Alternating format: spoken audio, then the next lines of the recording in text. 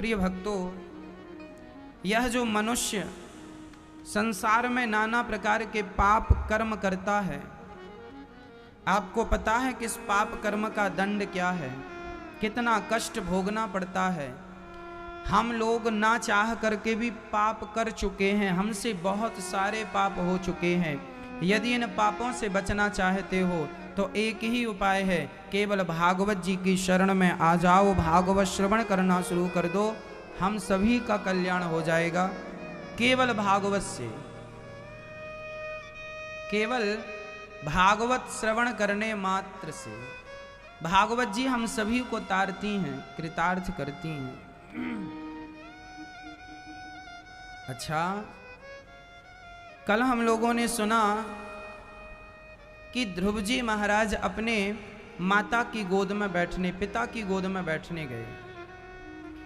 ध्रुव जी 5 साल के बच्चे हैं, उत्तानपाद के पुत्र हैं। माता का नाम है सुनीति, इनकी सौतेली माँ का नाम है सुरुचि, और अपने पिता की गोद में बैठने चले गए। जैसा कि हर बालक अपने पिता की गोद में बैठने के लिए भागता है, जाके बैठ जाता है।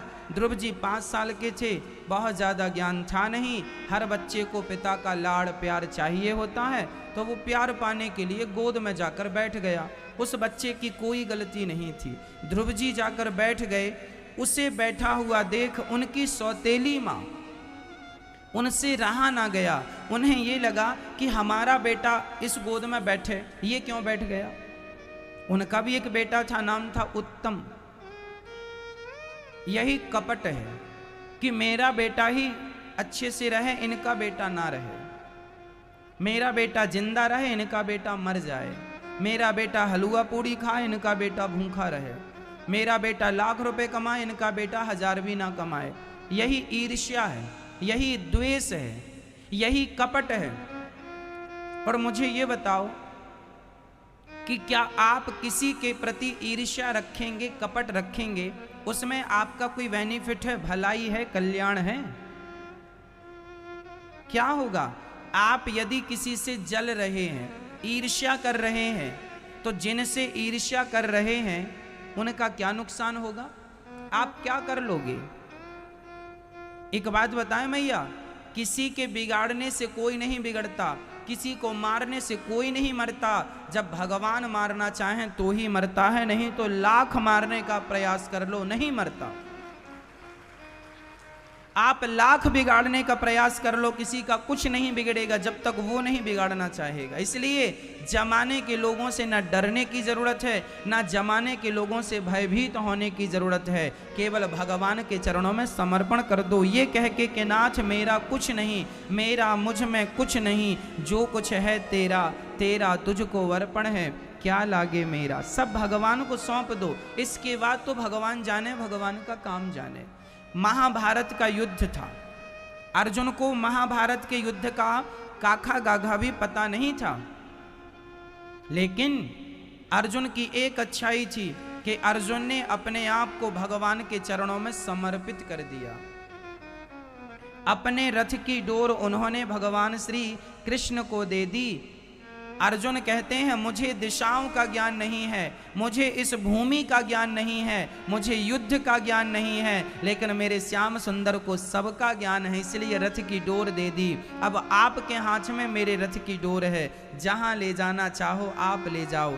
विजय की ओर ले जाना चाहो या पराजय की ओर ले जाना चाहो, डोर तो आपके हाथ में है। उसी तरह अर्जुन से हमें ये सबक और शिक्षा लेनी है कि जैसे अर्जुन ने अपने रथ की डोर भगवान को देकर वह निश्चिंत हो गए, उसी तरह हम भी अपने आप को भगवान के हवाले करके हम भी निश्चिंत हो जाएं। आप कहते हैं ना महाराज जी हमें शांति नहीं मिल रही, महाराज जी हम बड़े टेंशन में हैं, महाराज जी हम बड़े चिंता में हैं। इसलिए चिंता में हैं, इसलिए टेंशन है, इसलिए शांति नहीं है, क्योंकि अभी तक आपने अपने आप को भगवान को समर्पित नहीं किया, सौंपा नहीं है। अब सौंप दिया इस जीवन का सब भार तुम्हारे हाथों में है, जीत तुम्हारे हाथों में है, हार तुम्हारे हाथों में। मारने वाले हैं भगवान, बचाने वाले हैं भगवान। जब उन्हीं के हाथ में सब कुछ है तो हम काहे टेंशन पालें, क्यों चिंता करें। इसलिए कहता हूँ, चिंताओं से मुक्त होना चाहते हो तो अपने आप को भगवान के समर्पित चरणों में कर दो। ना कल की चिंता करो, आने वाले कल की, ना बीते हुए कल की कोई चिंता रहे। वर्तमान में प्रसन्न चित्त से रहो। ईर्ष्या ना करो किसी से, द्वेष ना रखो किसी से, घृणा ना करो किसी से। आपका कोई फायदा नहीं। आपके पड़ोसी को जितना मिल रहा है उसके भाग्य का जितना है उसे मिल के रहेगा। तुम्हारे जलने से क्या होगा? तुम जलते रहो। तुम ईर्ष्या करते हो तो करते रहो। तुम्हारी ईर्ष्या करने से क्या पड़ोसी गरीब हो जाएगा? हमारे यहाँ कहावत है, कौआ के कोसने से जानवर नहीं मरता।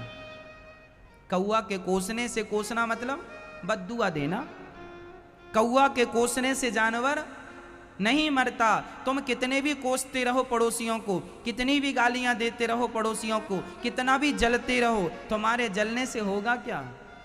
इसलिए कहते हैं हमें क्या करना कि हमारा पड़ोसी कैसा है, हमें क्या करना कि हमारे पड़ोसन का बच्चा कैसा है, हम कैसे हैं, हमारा परिवार कैसा है। बुरा जो देखन में चला बुरा ना मिलिया कोई, जो दिल खोजा आपुना हमसे बुरा ना कोई। सबसे बुरे हम ही थे लेकिन हमने कभी अपनी बुराई ना देखकर सदा दूसरों को बुरा ठहराया है। इसलिए वो तो बुरा ना हो सके, बुरा कहते कहते हम ही बुरे हो गए। इसलिए बदलाव चाहते हो संसार में तो अपने आप को बदल डालो। अपने आप से शुरुआत करो, अपनी सोच अच्छी करो, अपने विचार अच्छे करो, खुश रहो, प्रसन्न रहो, अपनी मस्ती में मस्त रहो। हमें पता ही नहीं कि हमारा पड़ोसी कैसा है। क्या करना है हमें? ध्रुव जी गोद में क्या बैठ गए, सौतेली माँ ने हाथ पकड़कर नीचे गिरा दिया। चल तू इस गोद में नहीं बैठ सकता। उस नन्हे से बालक ने प्रश्न किया, माँ मैंने कौन सा अपराध कर दिया कि आपने मुझे हाथ पकड़ के नीचे गिरा दिया? तो जानते हो सौतेली माँ ने क्या जवाब दिया? तू अभागिन का बेटा है, तेरी माँ अभागिन है। क्यों मेरी माँ अभागिन है? क्योंकि तुझ जैसे बेटे को पैदा किया है। ये दुनिया के लोग ना मैया कुछ भी बोलते हैं, कुछ जो मन में आया बोल दिया। इसलिए कहते हैं बोलने के पहले जरा देख लिया करो अपने शब्दों को तौल कर, ये शब्द बोलने के लायक है या नहीं। जो शब्द बोलने के लायक नहीं है उन्हें कभी नहीं बोलना चाहिए। अच्छा मैं ये एक बात बताओ, आपको कोई गलत शब्द कह दे आपको बुरा लगता है कि नहीं? आपको कोई गलत शब्द कह दे बुरा लगता है, हाँ या ना? यदि हमें सुनने में बुरा लगता है गलत शब्द तो हम जिसके लिए बोल रहे हैं क्या उसको बुरा नहीं लगेगा? हमारे बड़े बुजुर्ग कह गए हैं कि वही व्यवहार करना चाहिए सामने वाले के साथ जो व्यवहार हम स्वयं को अच्छा लगे। जो व्यवहार हमें अच्छा लगे वही व्यवहार सामने वाले से करो। हमें अच्छा नहीं लग रहा है, आपकी गालियां यदि हमें अच्छी नहीं लग रही हैं तो हम जिसे गालियां दे रहे हैं क्या उसे अच्छी लग रही होंगी? इसलिए जब हमें गालियां सुनने में अच्छी नहीं लगती तो हमें उन गालियों का प्रयोग नहीं करना चाहिए किसी के प्रति, किसी के लिए। वो व्यवहार कभी ना करो किसी के साथ जो व्यवहार स्वयं को पसंद ना हो। हमें नहीं पसंद कि आप हमें गालियां दें, फिर हमें जब पसंद नहीं है तो हम क्यों किसी को दें? इसलिए शब्दों पर नियंत्रण हो, आपका कंट्रोल। वही शब्द हो, उचित अनुचित नहीं। सौतेली मां सुरुचि ने उस नन्हे से 5 साल के बच्चे का भरपूर अपमान कर दिया। तपसाराध्य पुरुषम तस्यैवानुग्रहेण में गर्भे त्वं साधयात्मानम यदि छसी नृपासनम। जा, तूने अभागिन के गर्भ से जन्म लिया है इसलिए इस गोद में बैठने का अधिकारी नहीं है। खूब अपमान किया। नन्हा सा बालक ध्रुव जी रोते रोते अपनी माँ के पास चले गए। माँ ने पुत्र को रोता देखा। क्या हुआ लाल, रोते हुए ध्रुव जी ने कहा, माँ मेरा अपमान किया होता मेरी सौतेली माँ ने, मैं बर्दाश्त कर लेता, पर माँ ने आपका अपमान किया है। कह दिया तू अभागिन का बेटा है। माँ क्या तुम अभागिन हो? माँ ने सिर पे हाथ फेरते हुए कहा, बेटा सच कहा है तेरी सौतेली माँ ने, मैं अभागिन हूं। क्यों, तुम अभागिन कैसी हो माँ? अरे बेटा मैं भाग्यशाली होती तो तुझे तेरे पिता की गोद में ना बैठा देती। बेटा ये उन दिनों की बात है जब तू पैदा नहीं हुआ था, मेरे गर्भ से कोई बच्चा पैदा नहीं हो रहा था। तेरे पिता उत्तानपाद बड़े चिंतित रहने लगे कि इस राजा की गद्दी को कौन संभालेगा, मेरी पत्नी को तो बेटा नहीं है। तब इसने ही अर्थात सुनीति माता ने ही कह दिया अपने पति से, प्राणनाथ आप राजा हैं, दूसरा विवाह कर लीजिए। और मैंने दूसरे विवाह का प्रस्ताव दिया तो आपके पिता तैयार नहीं हुए, पर मेरे कहने से बार बार के संतान तो चाहिए, पुत्र तो चाहिए, तो इन्होंने दूसरा विवाह कर लिया तेरी सौतेली माँ सुरुचि से। और जिस दिन तेरी माँ सौतेली माँ आई उस दिन उसके स्वागत के लिए मैं ही आरती की थाल लेकर गई। तो तेरी सौतेली माँ ने पूछा अपने पति अर्थात तेरे पिता उत्तानपाद से, ये कौन है? तो तेरे पिता ने बताया कि ये मेरी बड़ी महारानी है, ये पत्नी है मेरी, तुम दूसरे नंबर की पत्नी हो, ये पहले नंबर की पत्नी है। तो उस सुरुचि ने अपना पांव पीछे कर लिया और अपने पति से कहा, जब तक ये घर में रहेगी मैं घर में घुसूंगी नहीं। जबकि उन्होंने ही कहा कि विवाह कर लो, लेकिन कुछ स्त्रियां ऐसी ही होती हैं, घर में पांव रखते ही घर को नरक बना देती हैं, बर्बाद कर देती हैं। और कुछ नारियां जिनके चरण पड़ते ही घर में सुख शांति और समृद्धि आ जाती है। सबके अपने अपने चरणों की महिमा है। सुरुचि ने पांव रखा और कहा कि निकालो इसे। पुराने से खंडहर महलों में सुरुचि को भेज दिया गया। अब राजा को कभी समय मिलता है तो सुरुचि से मिलने जाते हैं। पर शादी विवाह जब उनका दूसरा विवाह हुआ उसके कुछ दिनों के बाद ही सुनीति गर्भवती हो गई और सुनीति के पुत्र हुए हैं ध्रुव, और वह सुरुचि का पुत्र हुआ है उत्तम। ध्रुव जी बड़े हैं, उत्तम छोटा है, कुछ महीनों का अंतर है। बेटा सच कहा तेरी माँ ने, मैं अभागिन हूं। भाग्यशाली होती तो तेरे पिता मुझे घर से निकालते ही क्यों, त्यागते ही क्यों। पर कोई बात नहीं बेटा, ना तेरा कोई है ना मेरा कोई है। मेरे लाल, सुना है कि जिसका कोई नहीं होता उनके भगवान होते हैं। एक काम कर, तू पिता की गोद में मत जा बैठने के लिए, तू परम पिता की गोद में बैठने के लिए जा। यदि उन्हें पा लिया तो ये संसार की गोद तो तुच्छ सी गोद है, जा। ध्रुव जी ने माँ से सवाल किया, माँ ये तुम किनकी बात कर रही हो, ये परम पिता कौन होता है? माँ ने कहा भगवान। ये भगवान क्या होते हैं माँ? छोटा सा बालक है ना, 5 साल का, उसे कुछ भी तो नॉलेज नहीं है भगवान क्या होते हैं, भगवान कौन है? तब माँ ने कहा, बेटा जिन्होंने ये पूरा संसार बनाया है, जैसे घड़ा बनाने वाले को कुम्हार कहते हैं, जैसे आभूषण बनाने वाले को सुनार कहते हैं, उसी प्रकार संसार को बनाने वाले को भगवान कहते हैं। बेटा ये भगवान है। संसार को बनाने वाले को क्या कहते हैं? भगवान। अच्छा माँ ये भगवान कहाँ है माँ? और ये कैसे हैं दिखने में, और हैं तो दिखाई क्यों नहीं पड़ते, क्यों नहीं दिखते माँ?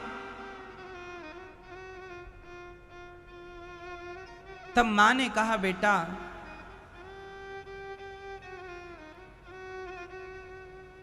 भगवान इसलिए नहीं दिखते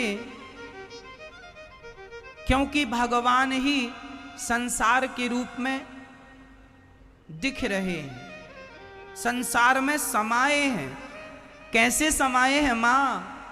तब माँ ने उत्तर दिया, बेटा जैसे दूध में घी समाया है, दूध में घी समाया है, परंतु दूध में घी दिखता नहीं है। हाँ यदि दूध का दही बनाया जाए और दही का मंथन किया जाए तो मक्खन निकलता है, उसे पकाकर आप घी तक पहुंच सकते हैं। उसी तरह जैसे घी तक पहुंचने की एक विधि है, एक मार्ग है, इसके बाद ये, इसके बाद ये, उसी प्रकार भगवान तक पहुंचने का भी एक साधन मार्ग है। क्या मार्ग है माँ? बेटा, जैसे दूध में घी होता है पर बिना मंथन के वह प्रकट नहीं होता, उसी प्रकार परमात्मा कण कण में होता है पर बिना भक्ति के वह प्रकट नहीं होता। यदि उस तक पहुंचना है तो भक्ति करनी होगी। सिद्धांत सिंपल है। यदि मक्खन तक पहुंचना है तो दही का मंथन करना ही पड़ेगा। बिना मंथन किए क्या मक्खन तक पहुंचा जा सकता है? यदि बिना मंथन किए मक्खन तक नहीं पहुंचा जा सकता तो बिना भक्ति किए भगवान तक भी नहीं पहुंचा जा सकता। सिंपल है। अच्छा मैया, ये बताओ कि संसार में भगवान कैसे समाये हैं? संसार में भगवान कैसे समाये हैं?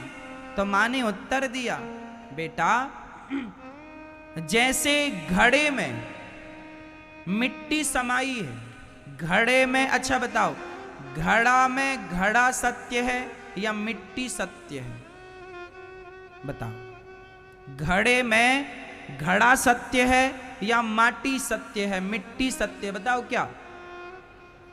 घड़ा में घड़े जैसा कुछ नहीं है, ऊपर से नीचे तक माटी ही माटी है। उस आकार को जमाना घड़ा कहता है, उस शेप को लोग घड़ा कहते हैं, जबकि घड़ा जैसा कुछ नहीं है, माटी ही माटी है।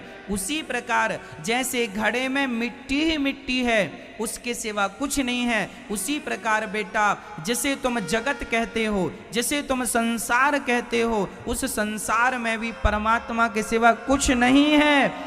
जिसे तुम स्त्री समझ रहे हो, जिसे तुम पुरुष समझ रहे हो, ना वो स्त्री है ना वो पुरुष है। स्त्री और पुरुष के रूप में परमात्मा ही है। लेकिन अज्ञानवश जैसे मिट्टी को घड़ा समझा जाता है, उसी प्रकार परमात्मा को ही लोग स्त्री और पुरुष के नाम से बुलाते हैं। ये चींटी, ये हाथी, चींटी से लेकर हाथी तक कौन है संसार में? मुझे तो भगवान के सिवा कुछ भी नजर नहीं आता।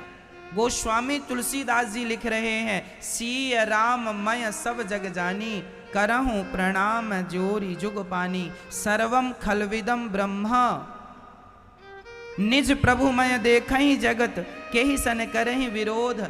अब बताओ संसार में क्या है?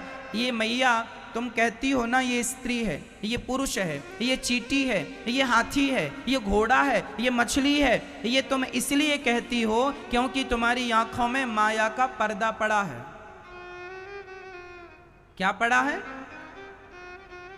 माया का पर्दा। अब देखो ये व्हाइट कलर है, सफेद कलर में आप एक काम करो कि पीली लाइटिंग कर दो तो ऐसा लगेगा पीला है, हरी लाइटिंग कर दो ऐसा लगेगा हरा है। अब बड़े बड़े मंदिरों को आपने देखा होगा, सजाया जाता है, लाइटिंग लगाई जाती है। आप बड़े बड़े उत्सवों में, जैसे इंडिया गेट को आपने देखा होगा, 26 जनवरी 15 अगस्त को इंडिया गेट सजता है। लाइटिंग, वो उसका कलर नेचुरल सामान्य कलर है, लेकिन लाइटिंग होने के कारण वो नीला भी दिखता है, पीला भी दिखता है, हरा भी दिखता है, गुलाबी, ऐसा लगता गुलाबी हो गया। अरे वो गुलाबी उलाबी कुछ नहीं है, लाइटिंग जैसी लाइट जा रही है वैसा उसका रंग निखर के आ रहा है, केवल लाइटिंग है।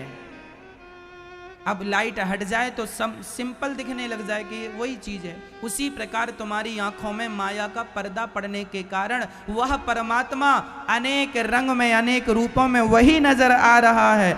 एक ही इमारत 1000 कलर में नजर आ सकती है, हाँ या ना? एक ही इमारत 1000 कलर में नजर आ सकती है, आ सकती है। आज की टेक्नोलॉजी ऐसी, आपने देखा भी होगा, कुछ सैंपल आपको आपने देखा होगा, हम समझा रहे हैं, समझ में आ रही है बात। उसी प्रकार जैसे एक ही इमारत को, एक ही मंदिर को लाइटिंग के द्वारा 50 रूप दिए जा सकते हैं, 50 रंग दिए जा सकते हैं, उसी प्रकार मैया परमात्मा की माया के कारण उसी परमात्मा को, उसी भगवान को कोई स्त्री कहता है, कोई पुरुष कहता है, कोई चींटी कहता है, कोई हाथी। जिसे तुम चींटी, हाथी, स्त्री, पुरुष समझ रहे हो वो भगवान ही है, भगवान के सिवा कुछ नहीं है। जिसे तुम घड़ा समझ रहे हो वो माटी है, माटी के सिवा कुछ नहीं है। लेकिन व्यवहार जगत में उसी माटी को घड़े के नाम से बुलाया जाता है, उसी परमात्मा को स्त्री, पुरुष और संसार के नाम से बुलाया जा रहा है। इस संसार में जहां तुम्हारी नजर जाएगी वह परमात्मा ही है, कहां नहीं है भगवान। कौन सी वस्तु ऐसी है जो भगवान से परे है, अर्थात भगवान से च्युत है? कौन है? क्या तुम में भगवान नहीं है? तुम्हारे अंदर के भगवान निकल जाएं, अभी मर जाओगे, जमाना ले जाके जला देगा। जब तक भगवान है तब तक ही हम अनिरुद्धाचार्य हैं। भगवान निकल जाएंगे हमारे भीतर से, आप कहेंगे बॉडी जा रही है, डेड बॉडी जा रही है, लाश जा रही है, आप कहेंगे माटी जा रही है। मरने के बाद लोग कहते हैं मिट्टी जा रही है। क्या कहते हैं? क्या कहते हैं? यही तो कहते हैं ना, मिट्टी जा रही है। तुम आदमी कब तक हो, तुम स्त्री कब तक हो? जब तक तुम्हारे अंदर प्राण है। और प्राण क्या है? परमात्मा ही प्राण के रूप में तुम्हारे भीतर समाये हैं। वो निकल जाए तुम माटी हो। पता नहीं आदमी अहंकार किस बात का कर रहा है, समझते ही नहीं है। तुम्हारी आंखों के सामने ही सब कुछ है पर तुम देखने को तैयार नहीं हो। चलो उदाहरण से, आखिरी उदाहरण से मैं ये बात पूरी स्पष्ट कर दूं। ये बताओ ये क्या है? क्या है ये? जोर से दो, जोर से बोलो मेरी माँ। रुमाल। और अच्छे से बताओ, ये रुमाल नहीं है मैया, बताओ क्या है? कपड़ा। कोई कहता है रुमाल है, कोई कहता है कपड़ा है। ना तो ये रुमाल है ना तो ये कपड़ा है। मैं साबित कर दूंगा, सिद्ध कर दूंगा कि ना ये कपड़ा है ना रुमाल है। बताओ इसमें तीसरी चीज और है क्या? धागा। धागा है ये? अच्छा मैं कहूं कि धागा भी नहीं है, फिर क्या सिद्ध करेंगे? धागा भी नहीं है ये। रुई, कपास। रुई, रुई जानते? कॉटन, रुई, कपास, कुछ भी कहो। एक्चुअली रुई है, रुई से धागा बनता है। धागा से इसका मैं एक एक धागा निकालना स्टार्ट कर दूं तो ना कपड़ा रह जाएगा ना रुमाल रह जाएगा। एक्चुअली ये धागा है, लेकिन लोग इसे कपड़ा और रुमाल समझते हैं। उसी प्रकार ये भगवान ही भगवान है, लेकिन उस भगवान को ही तुम स्त्री और पुरुष और संसार माने बैठे हो। हम क्या करें? जैसे इस कपड़े में धागा समाया है उसी प्रकार तुम में भगवान समाये हैं, कण कण में भगवान समाये हैं। हरि व्यापक सर्वत्र समाना, ईश्वर समान रूप से व्याप्त हैं। कहाँ? सर्वत्र, सब जगह भगवान है। कोई भी कण उठा लो वह भगवान है। लेकिन अब अज्ञान का पर्दा पड़ा है, नजर नहीं आ रहा। कठपुतली का नाच तो देखा होगा। कठपुतली नाचती है, उसका धागा उंगलियों में फंसा के रखता है नचाने वाला। वो जैसे नचाता है पुतली वैसे नाचती है। हम सभी के धागे परमात्मा की उंगलियों में कसे हुए हैं। वो जैसे नचाएंगे हम वैसे ही नाचेंगे। सबके धागे उन्हीं के पास हैं। जबरदस्ती व्यक्ति अहंकार में घूमता है, समझता नहीं है। तुम्हारी श्वासें परमात्मा के हाथ में है। आपने बाजार में, मेला में वो छोटे छोटे गुड्डे देखे होंगे, चाबी वाले बच्चे खेलते हैं। चाबी भर दो और छोड़ दो, खुट खुट खुट खुट खुट खुट खुट खुट करके चलता है। ये गुड्डा गुड्डी उतनी ही देर चलते हैं जितनी चाबी भरी होती है। चाबी खत्म, रुक जाएगा। बस तुम और हम भी गुड्डा गुड्डी हैं, परमात्मा के खिलौने हैं। जितनी चाबी वो भरेगा उतना ही तुम और हम चलोगे। चाबी खत्म, जहां की तहां रुक गया। एक कदम नहीं बढ़ा सकते आप। चाबी खत्म होने के बाद आप और हम एक कदम भी बढ़ा नहीं सकते। लेकिन जब तक बढ़ा रहे हैं तब तक ऐसा आप मान रहे हैं हम ही भगवान हैं। आदमी इतना अहंकार में डूबा है, उसे लगता है मैं ही भगवान हूं। इतना अहंकार है उसे ये लगता है मैंने ही संसार बनाया है, उसे ये लगता है मैं ही सबका पालन हार बना बैठा हूं, उसे ये लगता है मैं ही सबको रोटियां खिला रहा हूं। ये अहंकार, एटीट्यूड, ईगो, दर्प, पता नहीं घमंड कब जाएगा आदमी का। ध्रुव जी ने मां से प्रश्न किया, मां भगवान संसार में कैसे समाये हैं? कोई आपसे प्रश्न करे भगवान कहाँ हैं? कण कण में हैं।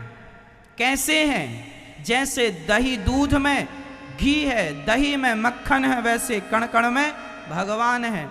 जैसे समुद्र की प्रत्येक बूंद में, समुद्र की प्रत्येक बूंद में जैसे जल समाया हुआ है, उसी प्रकार सृष्टि के कण कण में परमात्मा समाये हुए हैं। वैसे ही जैसे समुद्र की हर बूंद में क्या समाया है? समुद्र की हर बूंद खारी है कि नहीं? हाँ या ना? खारी है।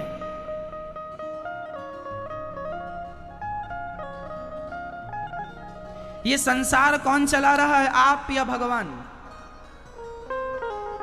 मैया कुछ आप भी चलाती हो? नहीं। फिर अहंकार ना करना कभी।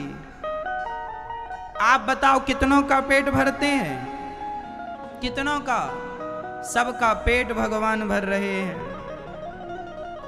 ये भगवान जिसने सृष्टि बनाई है वही चला रहे हैं। हमें कितना जीना है ये हमारे हाथ में नहीं, उनके हाथ में। इसलिए खुश रहो, जो भगवान कर रहे हैं ठीक ही कर रहे हैं। रचा है सृष्टि को जिस प्रभु ने, वही ये सृष्टि चला रहे हैं।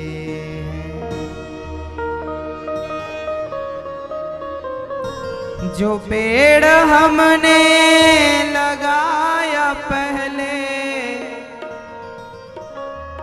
जो पेड़ हमने लगाया पहले, उसी का फल हम अब पा रहे हैं। जो अब पिछले जन्म में तुमने किया था अच्छा या बुरा, उसी का फल आज पा रहे हो। जैसा पेड़ बोए बबूल का, आम कहां से आए? जो बोया है वही काट रहे हो।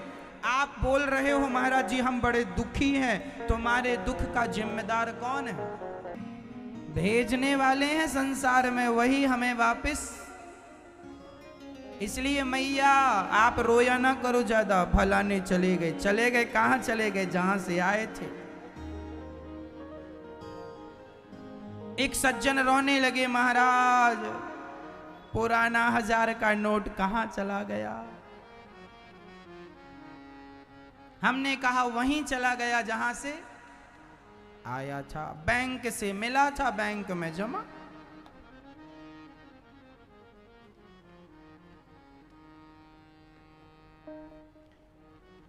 जो भगवान के घर से आप और हम आए हैं, वो भगवान के घर में वापस जाएंगे। और सुनो, यदि कोई रह जाए, कोई कहे हम नहीं मरेंगे तो मत मरो, फिर रहो यहीं। रह जाओगे तो कोई वैल्यू नहीं है। जिनके पास 1500 का पुराना नोट रह भी गया, उसकी क्या वैल्यू है? तो समय से तुम जमा नहीं करोगे तो वैल्यू खत्म है।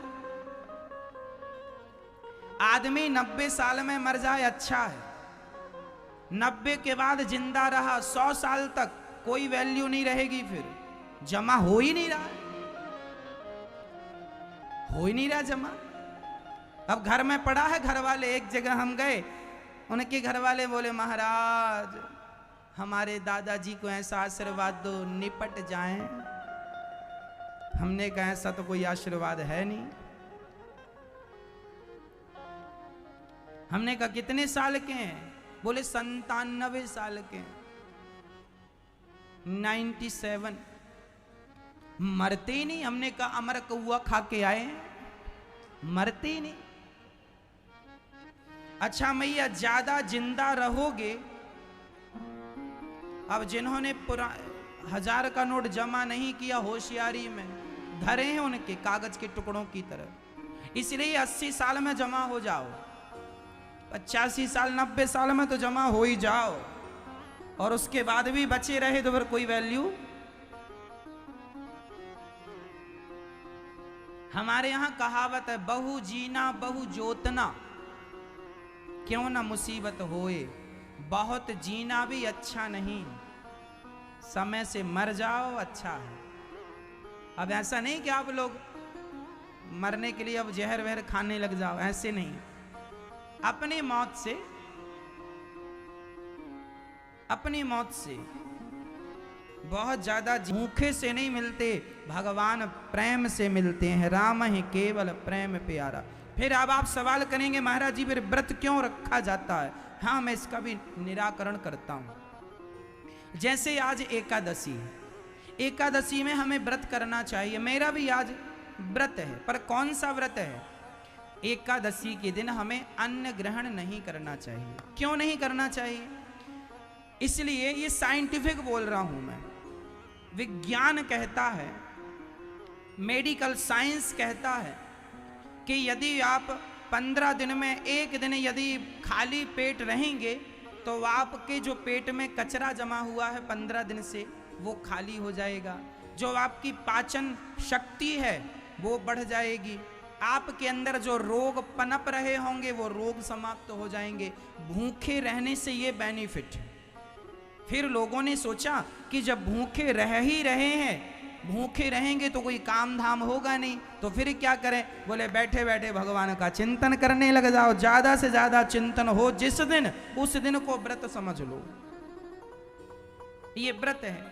कम खाओ और भगवान में ज्यादा मन लगाओ, इसका नाम व्रत है। लेकिन आजकल लोग व्रत के दिन और ज्यादा खाकर भजन बिल्कुल नहीं करते, उनका नाम व्रत है। व्रत का अर्थ होता है कि भोजन कम लो, आहार कम लो, ज्यादा से ज्यादा भजन करो। अच्छा देखो, भोजन में मात्रा लगी है, भा में ओ की मात्रा, भो मात्रा लगी है भोजन में, और भजन भजन में मात्रा नहीं है। अर्थ यही निकला, भोजन करो तो मात्रा से करो, ज्यादा ना खा लेना, नहीं पेट पकड़ के भागना पड़ जाए। तो भोजन करो मात्रा से, पर भजन कोई मात्रा नहीं, अनलिमिटेड करते जाओ भजन। खूब भजन करो, खूब स्मरण करो भगवान का। ज्यादा से ज्यादा जिस दिन आपका स्मरण भगवान का हो, ज्यादा से ज्यादा आप शुद्ध मन से भगवान का स्मरण करें, वही भजन है, वही व्रत है। एकादशी का व्रत करना चाहिए। एकादशी के दिन चावल नहीं खाना चाहिए। क्यों? क्योंकि सारे एकादशी कौन है? एक राक्षस था, उस राक्षस को मारने के लिए भगवान ने एकादशी को प्रकट किया था। एकादशी ने उस राक्षस को मारा, और वही राक्षस जाके चावलों के खेत में जाके छिप गया। सबसे पूछा एकादशी ने, कहाँ है? चावलों से उसने दोस्ती कर ली। चावलों ने पता दिया नहीं, बाद में पता चला तो एकादशी ने कह दिया, चावलों को तुमने इस दुष्ट पापी को पनाह दी है, इसलिए तुम्हें हम स्वीकार नहीं करेंगे। इसलिए एकादशी के दिन चावल वर्जित है। कहते हैं सारे पाप शरीर से निकलकर चावल में समा जाते हैं, और उस दिन चावल कोई खाए तो समस्त पाप फिर भी भीतर प्रवेश कर जाते हैं। इसलिए एकादशी के दिन चावल नहीं खाना चाहिए। चावल खाने से समस्त पाप जो चावल में छिपे हैं वो फिर भीतर प्रवेश कर जाते हैं। ऐसा आध्यात्म विषय है। तो आप व्रत कर लिया करिए, भगवान का चिंतन ज्यादा कीजिए, ज्यादा से ज्यादा स्मरण कीजिए। और व्रत का अर्थ बता दूं सिंपल भाषा में, उस दिन भगवान की भक्ति में इतने खो जाओ, इतने डूब जाओ भगवान के स्मरण में कि पता ही ना चला कि आज हमने भोजन किया है कि नहीं। बस ये अर्थ है।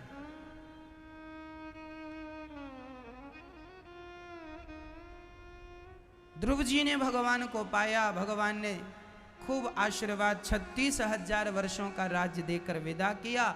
ध्रुव जी राज्य सिंहासन पर बैठकर विवाह इत्यादि करके आनंदित हुए, और आखिरी समय मृत्यु के सिर पर पांव रखकर ध्रुव जी महाराज विमान पर चढ़ के ध्रुव लोक चले गए। आज भी ध्रुव तारा बनकर चमक रहे हैं। ये 6 महीने की भक्ति का परिणाम है।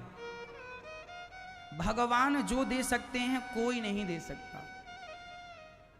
ध्रुव जी के पुत्र हुए हैं कल्प और वत्सर, इनकी दूसरी पत्नी इला से उत्कल हुए हैं। इन्हीं के वंश में हुए हैं भगवान पृथु, जिन्होंने पृथ्वी का दोहन किया है। 10,000 कान मांगे हैं। 2 कानों से कथा बराबर सुन नहीं पाते, इसलिए 10,000 कान।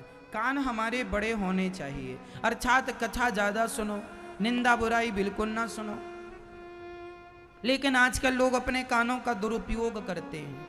कान से उल्टे काम, बुराई सुनो, निंदा सुनो, जिह्वा से गलत गलत बातें ना, अच्छी बातें करो, भगवान का नाम जिह्वा से जपो, कानों से भगवान की कथा। व्यर्थ की बकवास हम सुनेंगे, क्या फायदा, हमें क्या मिलेगा। ये मनु जी महाराज के अब एक बेटे की कथा उत्तानपाद की पूरी हुई।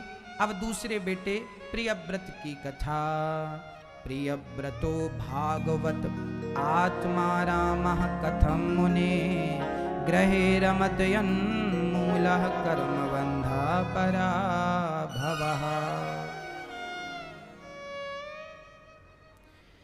इन्हीं के वंश में आगे ऋषभदेव जी हुए। प्रियव्रत जी का विवाह विश्वकर्मा की पुत्री वरहिष्मति से हुआ। इन्हीं के पुत्र आग्नेत्र, फिर नाभि, फिर अंग, फिर ऋषभदेव जी। ऋषभदेव जी के 100 बच्चे हुए। सबसे बड़े का नाम भरत। एक दिन ऋषभदेव जी अपने बच्चों को बुलाकर उपदेश कर रहे। आप लोग भी अपने बच्चों को बिठाकर कुछ ज्ञान की बातें बताया करो, अच्छी बातें, अच्छा रास्ता दिखाया करो बच्चों को।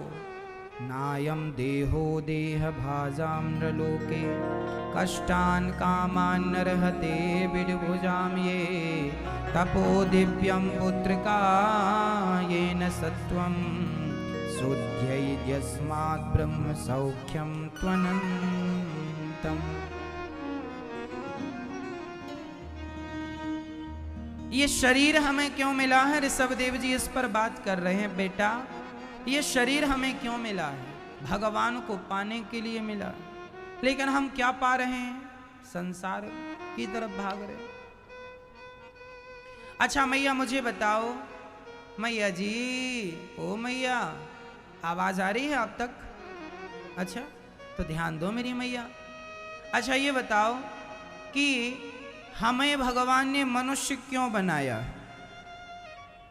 क्यों बनाया? काहे के लिए? पंचायत करने के लिए? हाँ। फिर खाने के लिए खूब खाओ, हाँ, सोने के लिए खूब सो, दिन को भी रात को भी। काहे के लिए बनाया भगवान ने मनुष्य? हमें क्यों बनाया है? अच्छे कर्म करने के लिए, अच्छे अच्छे कर्मों को करने के लिए। देखो बुरे बुरे कर्म तो हर योनि में हो सकते हैं। बंदर का शरीर, कुत्ते का शरीर, बिल्ली का शरीर, इन शरीरों से भी बुरे काम हो सकते हैं। लड़ना झगड़ना तो देखो बंदर के शरीर से, बंदर बहुत झगड़ा करते हैं, आपको पता है? बंदरों की भी पार्टियां होती हैं।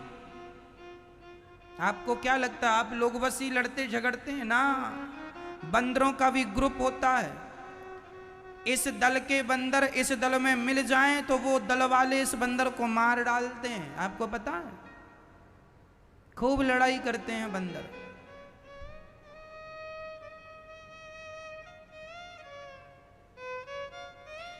बंदरों की ऐसी सीमा होती है कि इस तरफ का बंदर इस तरफ नहीं जाता और इस तरफ का बंदर इस तरफ नहीं। वो अपनी अपनी मर्यादाओं में रहते हैं। बंदर खूब लड़ते हैं साहब, खूब खूब झगड़ा करते हैं।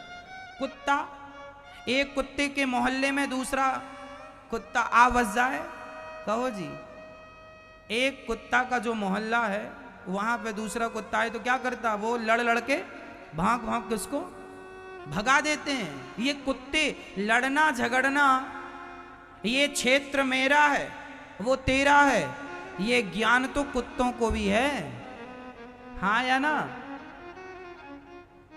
इसलिए तो कहावत में कहते हैं अपने अपने घर का कुत्ता भी शेर होता है। फिर ये तुम लड़ रहे हो, झगड़ रहे हो पद के लिए, प्रतिष्ठा, पद प्रतिष्ठा के लिए। एक बात बताएं भैया, जंगल में जो शेर होता है ना, उस शेर के पास यदि शेरनी होती है तो दूसरा शेर आता है और उस शेरनी पर कब्जा करने के पहले उस शेर से उसे लड़ना पड़ता है। वो लड़ता है, दम दिखाता, ताकत। यदि लड़कर जीत गया तो वो शेरनी उसकी हो गई, और यदि हार गया दुम दबा के भाग जाता है। ऐसे ही होता ना, देखा आप लोगों ने, ऐसे ही होता। अपने स्वाभिमान के लिए, अपने पद के लिए, अपनी गरिमा के लिए कुत्ते, बिल्ली और शेर भी लड़ रहे हैं, हाँ या ना?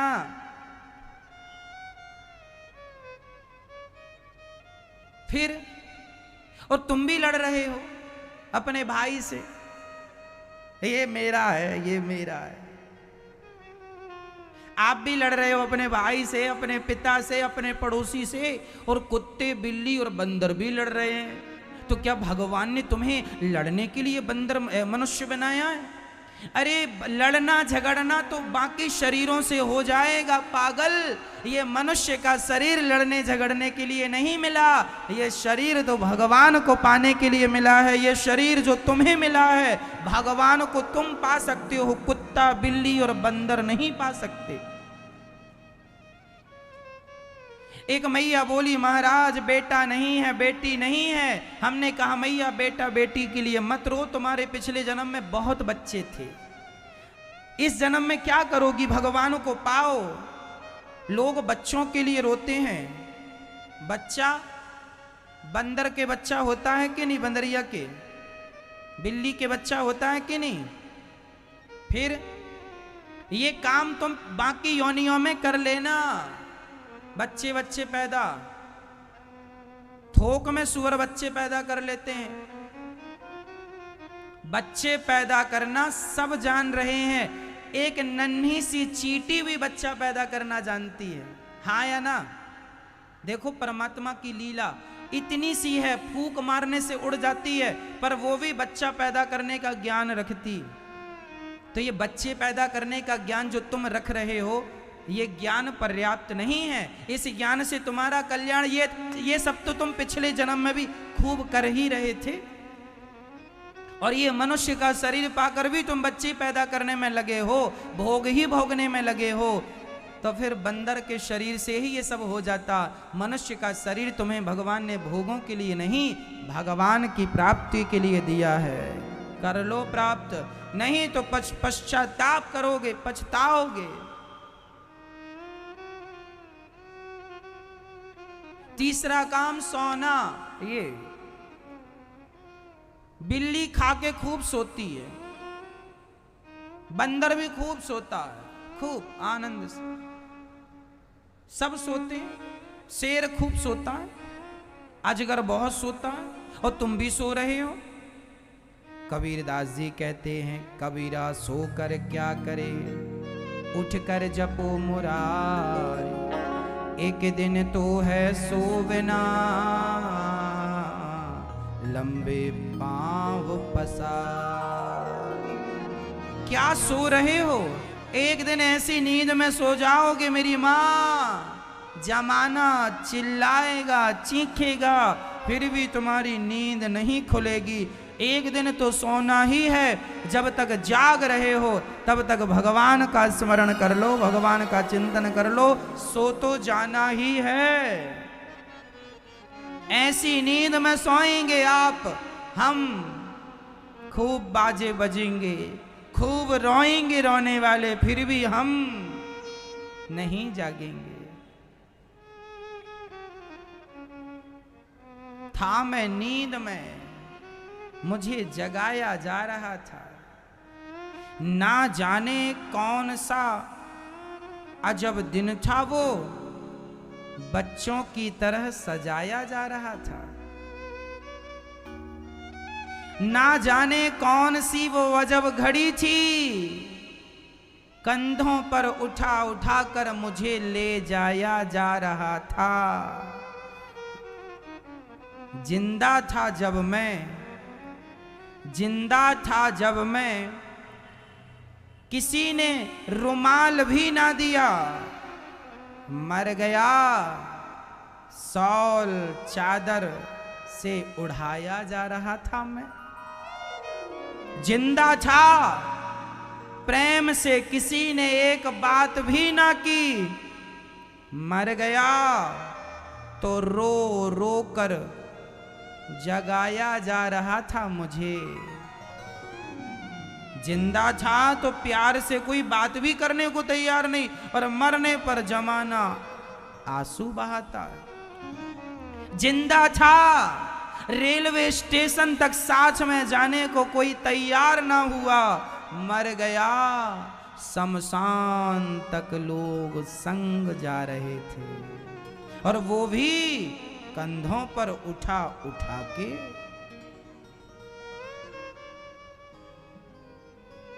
क्या पता था कि मरने के बाद ही इतना सम्मान होता है? क्या पता था मरने के बाद इतना सम्मान होता है? नहीं तो कब का मर गया होता मैं। इसलिए कहते हैं मैया मर जाओ। कैसे? संसार के लिए मर जाओ। किसके लिए मर जाओ? चलो आपको मैं ठीक से समझाऊं, नहीं तो आप कहेंगे महाराज जी आप हमें मार रहे हैं ना।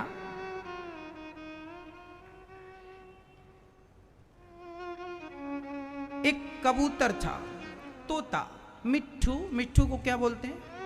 तोता। एक मिट्ठू था, तोता। वो एक डाल पर बैठा और गुरुजी कथा में सुना रहे थे, राधे श्याम बोलोगे भव सागर पार कर जाओगे, सारे बंधन खुल जाएंगे। अब तोते को गुरुजी की बात अच्छी लगी। गुरुजी ने कहा है कि राधे श्याम बोलोगे तो सारे बंधनों से मुक्त। तोते ने तुरंत राधे श्याम बोलना, उसी पेड़ पर बैठा और गुरुजी की बात बोला, राधे श्याम राधे श्याम राधे श्याम राधे श्याम। तभी कोई वहां से निकला, उसने देखा मिट्ठू राधे श्याम बोल रहा है, बड़ा अच्छा मिट्ठू है, तो पीछे से जाके उसको पकड़ लिया और पकड़कर पिंजरे में डाल दिया। अब तोता रोने लगा, गुरुजी गलत कह रहे थे, गुरुजी गलत कह रहे, गुरुजी कह रहे थे राधे श्याम बोलोगे सारे बंधनों से मुक्त हो जाओगे, और मैं राधे श्याम बोला तो बंधन में आ गया। गुरुजी गलत है, गुरुजी गलत है, गुरुजी। रोने लगा। तब वहां से गुरुजी निकले और तोते को रोता हुआ देख गुरुजी ने पूछा क्या हुआ, क्यों रोता है? बोले गुरुजी आपके ज्ञान ने हमें फंसा दिया। अच्छा, आपने कहा था राधे श्याम बोलोगे तो भवसागर से पार कर जाओगे, कोई बंधन नहीं होगा, और मैं राधे श्याम बोला तो पिंजरे में आ गया, बंधन में आ गया। गुरुजी बोले एक उपाय है, राधे श्याम बोलने वाले को मरना पड़ता है, तू एक काम कर मर जा। अरे गुरुजी मैं कैसे? अरे पागल, झूठ मूठ का मर जा, सच्ची का नहीं। एक काम करना, जब तेरा मालिक आए तो दोनों पांव ऊपर करके ऐसी गर्दन लटका लेना। तोते ने वैसे ही किया। उसका मालिक आया, उसके दोनों पांव ऊपर थे, गर्दन लटकी थी, आंख बंद थी। मालिक को लगा तोता शायद मर गया, तो उसने पिंजरा का दरवाजा खोला और तोते को निकाला, और जैसे ही निकाला मिट्ठू उड़ गया। गुरुजी ठीक कहा था, बंधन से मुक्ति चाहते हो तो मरना पड़ेगा, सच्ची का नहीं, झूठ मूठ का। किसके लिए? संसार के लोगों के लिए मर जाओ। ये संसार के लोगों के लिए जब तक जिंदा रहोगे तुम्हें बैल बना के तुमसे काम करवाएंगे। सारी जिंदगी इनका बोझा उठाते रहना, फिर भी इनका पेट नहीं भरेगा। बाप कितना भी दे दे अपने बेटों को, फिर भी बेटों को शिकायत रहती है मेरे बाप ने क्या दिया, जबकि सारी जिंदगी बैल बन करके तुम्हारे बाप ने तुम्हें कमा धमा कर दिया है, लेकिन फिर भी बच्चों का पेट कहां भरता। इसलिए कहता हूं मर जाओ, झूठ मूठ का। सबके लिए मर जाओ, जिंदा रहो। अब हम मर गए पत्नी के लिए, पुत्र के लिए, परिवार के लिए, अब जिंदा हैं तो केवल अपने गिरधर गोपाल के लिए, अपने भगवान के लिए। जिस दिन भगवान के लिए